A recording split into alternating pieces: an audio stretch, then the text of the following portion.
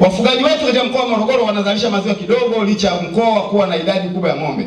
Uzalishaji huo mdogo unachangiwa na mifugo mingi kuwa ya kienyeji na wafugaji wetu kukosa elimu ya ufugaji bora.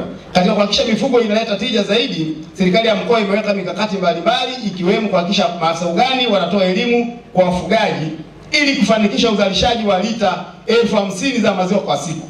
Aidha, kupitia mikakati hiyo tunatarajia maziwa kuchangia shilingi bilioni 18 kwa mwaka katika uchumi wa mkoa.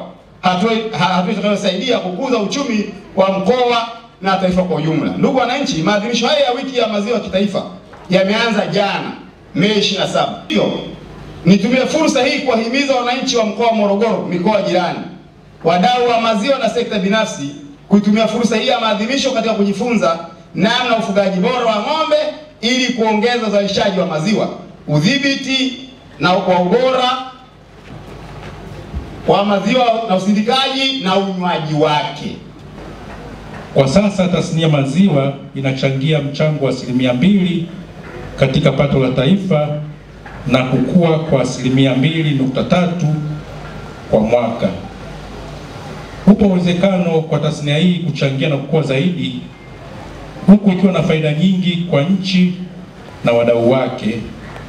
Sababu za mchango na ukuaji mdogo ni pamoja na mifumo ya uzalishaji maziwa kuwa ya kienyeji na kuwepo kwa masoko yasiyo rasmi.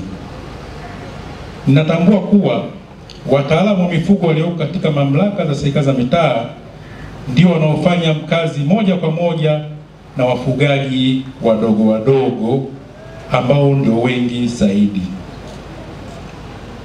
Kuimarisha uwezeshaji wenu unaweza kuleta chachu ya mabadiliko kwa wafugaji wetu kwa kufanya kazi kwa bidii na maarifa, wakitumia ujuzi wao wa kuwaongoza vema wadau wa tasnia hii. Wataalamu hawa wanatakiwa kutoa huduma ya ugani katika maeneo yenu ili kuwezesha wafugaji kuongeza tija na uzalishaji wa maziwa. Takribani kaya milioni 4 hapa Tanzania. Sisi tunatoka vijijini, tunatoka maeneo mbalimbali ya nchi yetu. Kaya milioni 4 za Tanzania zinategemea tasnia ya maziwa kwa namna moja ama nyingine kwa uchumi wa kaya hizo. Kwa hiyo utaona Mheshimiwa mgeni rasmi namna ambavyo maziwa ni tasnia kubwa inayoshika watu wengi, inayotegemewa na wadau wengi na kaya nyingi hapa nchini.